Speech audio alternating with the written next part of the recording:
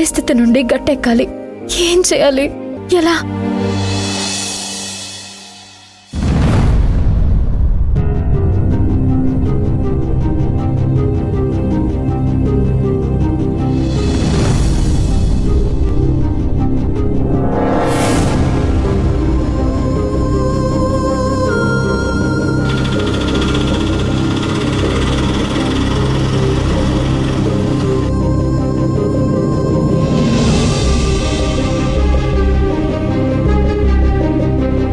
ఇదిగో బాబు.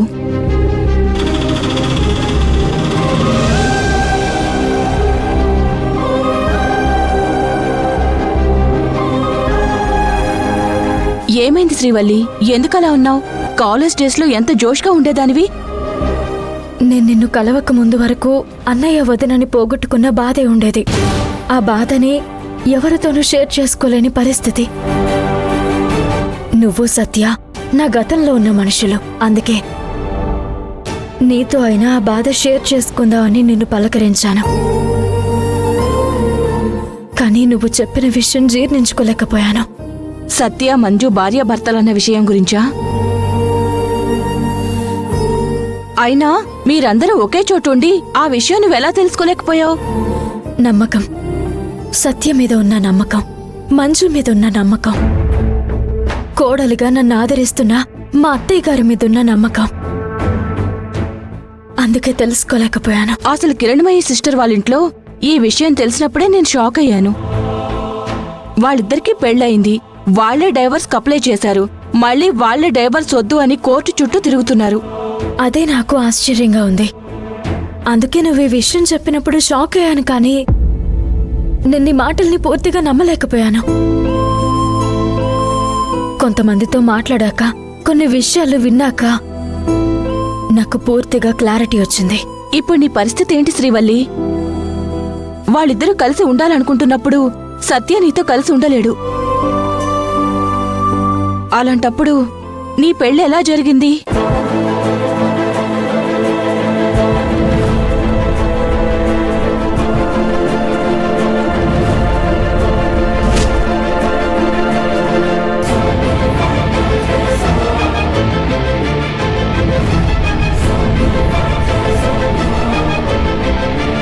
ఇప్పుడిది తెలిసాక నువ్వేం నిర్ణయించుకున్నావు? వాళ్ళిద్దరినీ ఈ విషయం ఎందుకు దాచారని నువ్వు అడగలేదా? చెప్పే ఉద్దేశమే ఉంటే నేను అడగకుండానే వాళ్ళు చెప్పేవాళ్ళు. బట్ నేను ఎలాగైనా తెలుసుకుంటాను. శ్రీ, ఈ విషయంలో నేను నీకు ఏ హెల్ప్ అయినా చేయగలను. కానీ నేను ఇక్కడ ఉండట్లేదు. పోనీ మా కిరణ్మయ్య యొక్క సపోర్ట్ తీసుకుంటావా? వాళ్ళిద్దరి కేసు వాదిస్తున్న కిరణ్మయ్య గారు నాకెలా హెల్ప్ చేస్తారు? ఎథికల్గా అది రాంగ్. ఆవిడలా చేయదు. శ్రీవల్లి, నిన్ను సత్య పెళ్లి చేసుకున్నప్పుడు ఆల్రెడీ తనకి పెళ్ళైందని చెప్పలేని పరిస్థితిలో ఉండొచ్చు. కానీ అసలు నీకు సత్యకి పెళ్ళైందన్న విషయమే తెలీదు కదా. కాబట్టి ఇందులో నీ తప్పేమీ లేదు. నీకు ఏది న్యాయం అనిపిస్తే అదే చెయ్యి.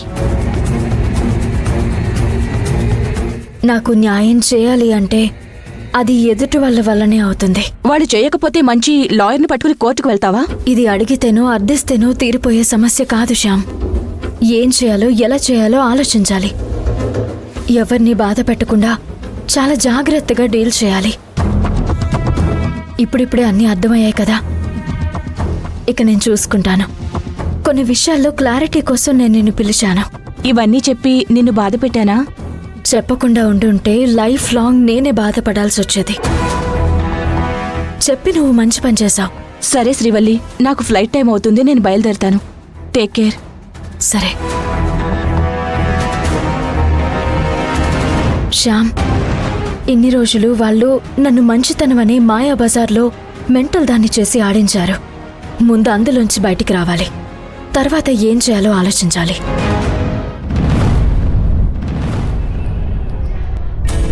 నా సమస్యకు పరిష్కారం దొరకలేదు.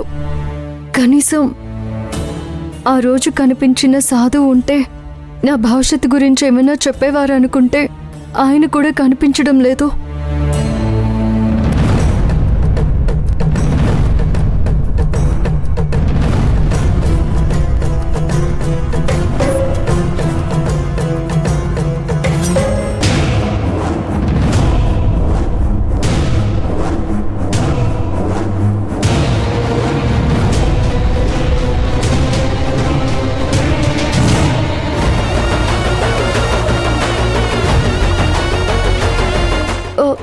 స్వామి,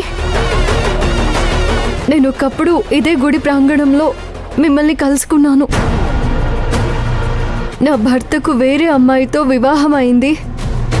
ఆ అమ్మాయి భవిష్యత్ ఎలా ఉంటుందని మా అత్తయ్య గారు వాళ్ళు అడిగినప్పుడు మీరు అదంతా విధి ఆడిన నాటకం, ఆ విధి వల్లే వాళ్ళిద్దరూ ఒకటయ్యారని చెప్పారు. కానీ నా భవిష్యత్తు గురించి మిమ్మల్ని అడిగినప్పుడు మీరేమీ చెప్పలేదు.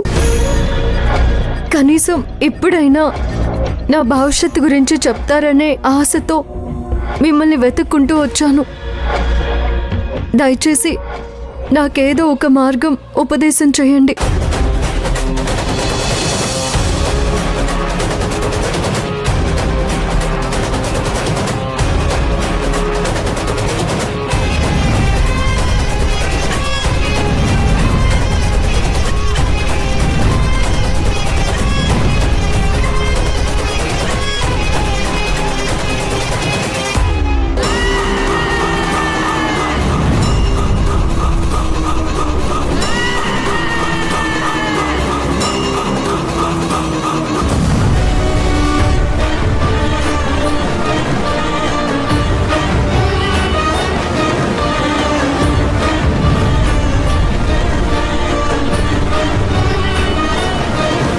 తల్లి,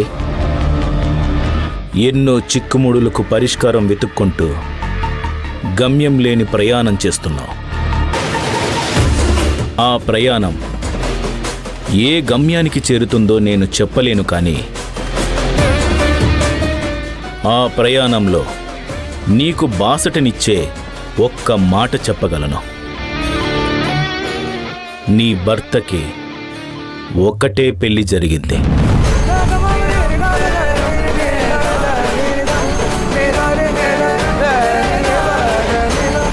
స్వామి, ఒకే పెళ్లి జరిగింది అంటున్నారు. మరి భవిష్యత్తులో నేను నా భర్తతో కలిసుంటానా?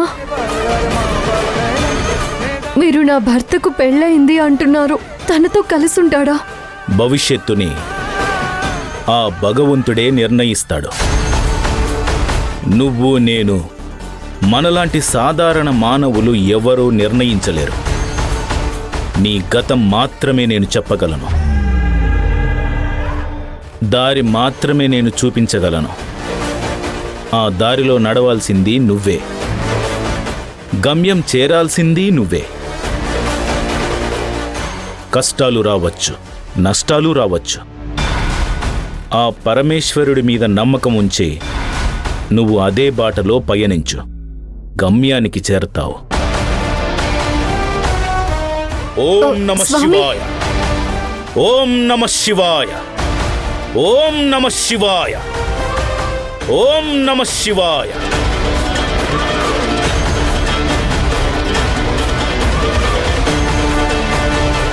ఆయన్ని మీరేమడిగినా ఒక్క మాటలోనే సమాధానం చెప్తారు. అది మీరే అర్థం చేసుకోవాలి. ఆయనకి చెప్పాలనిపిస్తేనే చెప్తారు. సాధువు చెప్పిన దాని ప్రకారం సత్యగారికి ఒకటే పెళ్ళయింది అంటే అది నాతోనే జరిగింది. మరి సిరితో పెళ్ళెప్పుడు జరిగింది? సిరితో పెళ్లి జరగకపోతే సిరిని భార్యగా సత్యగారు ఎందుకు భరిస్తున్నారు? ఏ సంబంధం లేని సిరి వచ్చి మా ఆయనకి దగ్గరవ్వాలని ఎందుకు ట్రై చేస్తుంది? ఎక్కడో ఏదో పొరపాటు జరుగుతుంది. నేను సత్యగారిని కలిసి విషయం తెలుసుకుంటాను. సరే సరే, ఉంటాను. ఏందమ్మా, మామ జాడలేక నేనుంటే నువ్వేందంత సంతోషంగా ఉండవు? మీ మామ జాడ తెలుసుండదురా. అవునా? యాడున్నాడు? మనోళ్ళని నమ్ముకుంటే లాభం లేదు. నేనే వెళ్తాను. అడ్రస్ చెప్పమ్మా. అదే తెలిస్తే ఇంతసేపు నేనాగుతానా?